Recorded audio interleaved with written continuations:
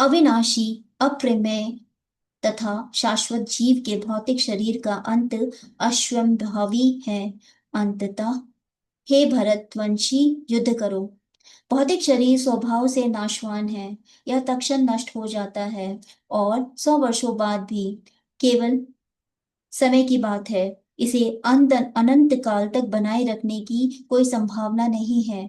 किंतु आत्मा इतना सूक्ष्म है कि इसे शत्रु देख भी नहीं सकता, मारना तो दूर रहा।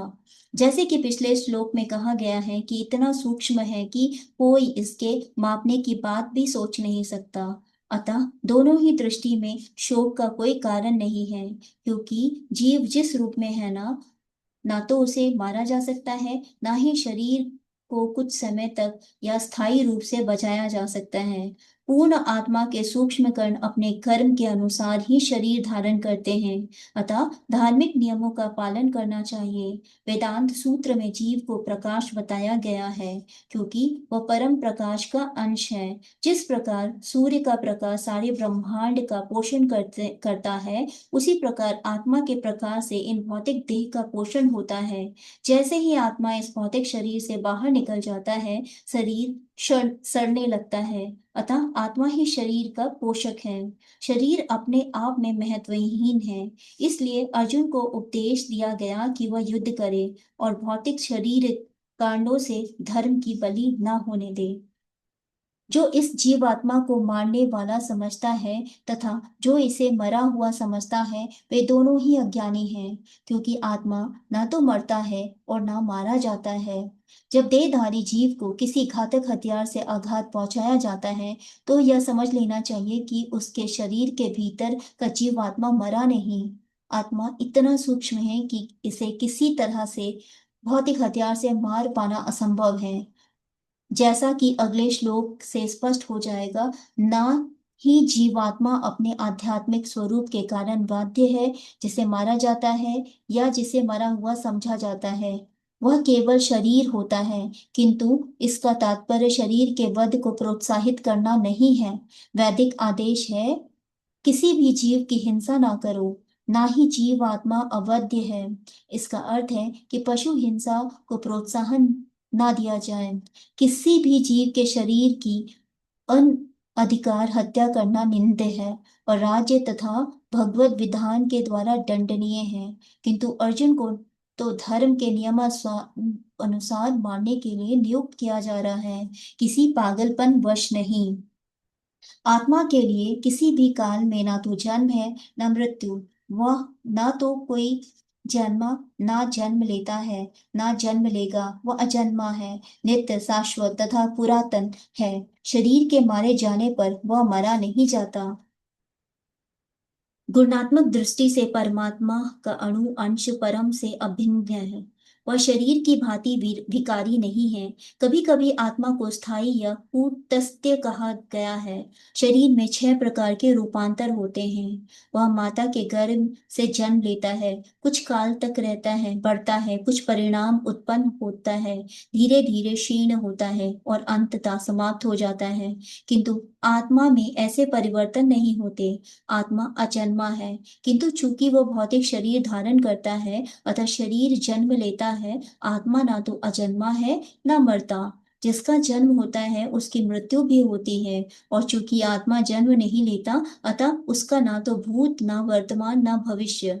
वह नित्य, शाश्वत तथा सनातन है, अर्थात उसके जन्म लेने का कोई इतिहास नहीं है। हम शरीर के प्रभाव में आकर आत्मा के जन्म मरण आदि का इतिहास खोजते हैं। आत्मा शरीर की तरह कभी भी वृद्ध नहीं होता। अतः तथाकथित वृद्ध पुरुष भी अपने में अपने बाल्यकाल तथा युवावस्था में जैसी अनुभूति पाता है, शरीर के परिवर्तन का आत्मा पर कोई असर नहीं पड़ता। आत्मा वृक्ष या किसी अन्य भौतिक वस्तु की तरह क्षीण नहीं होता। आत्मा की कोई उपसृष्टि नहीं होती। शरीर की उपसृष्टि संतानें हैं, और वे भी विशिष्ट आत्माएं हैं, और शरीर के कारण वे भी न किसी की संतानें प्रतीत होती हैं। शरीर की वृद्धि आत्मा की उपस्थिति के कारण होती है, किंतु आत्मा के ना तो कोई उप वृद्धि है और ना ही उसमें कोई परिवर्तन होता है। अतः आत्मा शरीर के 6 प्रकार के परिवर्तन से मुक्त है। श्लोक का अर्थ है कि तथा तात्पर्य भगवत गीता के श्लोक जैसा ही है, किंतु इस श्लोक में एक विशिष्ट शब्द विशिष्ट का प्रयोग किया गया है जिसका अर्थ है विद्वान या ज्ञान में। आत्मा का ज्ञान से या चेतना से सदैव पूर्ण रहता है, अतः चेतना ही आत्मा का लक्षण है। यदि कोई हृदय यस्थ आत्मा को नहीं खोज पाता, तब भी वह आत्मा की उपस्थिति को चेतना की उपस्थिति से जान सकता है। कभी कभी हम बादलों या अन्य कारणों से आकाश में सूर्य को नहीं देख पाते, किंतु सूर्य का प्रकाश सदैव विद्यमान रहता है, अतः हमें विश्वास हो जाता है कि यह दिन का समय है। प्रातः काल ज्यों ही आकाश में थोड़ा सा सूर्य प्रकाश दिखता है तो हम समझ जाते हैं कि सूर्य आकाश में ही है। इसी प्रकार चूंकि शरीरों में चाहे पशु के हो या पुरुष के कुछ ना कुछ चेतना रहती है, अतः हम आत्मा की उपस्थिति को जान लेते हैं, किंतु जीव की यह चेतना परमेश्वर की चेतना से भिन्न है, क्योंकि परम चेतना तो सर्वज्ञ है, भूत वर्तमान तथा भविष्य के ज्ञान से पूर्ण। विष्ट जीव की चेतना विस्मरणशील है। जब वह अपने वास्तविक स्वरूप को भूल जाता है तो उसे कृष्ण के उपदेशों से शिक्षा तथा प्रकाश और बोध प्राप्त होता है, किंतु कृष्ण विस्मरणशील जीव नहीं है। यदि वे ऐसे होते तो उनके द्वारा दिए गए भगवत गीता के उपदेश व्यर्थ होते। आत्मा के दो प्रकार है, एक तो अणु आत्मा, दूसरा विभू आत्मा। परमात्मा तथा अणु आत्मा दोनों शरीर रूपी उस वृक्ष के जीव के हृदय में विद्वान रहते हैं। इनमें से जो समस्त इच्छाओं तथा शोकों से मुक्त हो चुका है, वही भगवत कृपा से आत्मा की महिमा को समझ सकता है।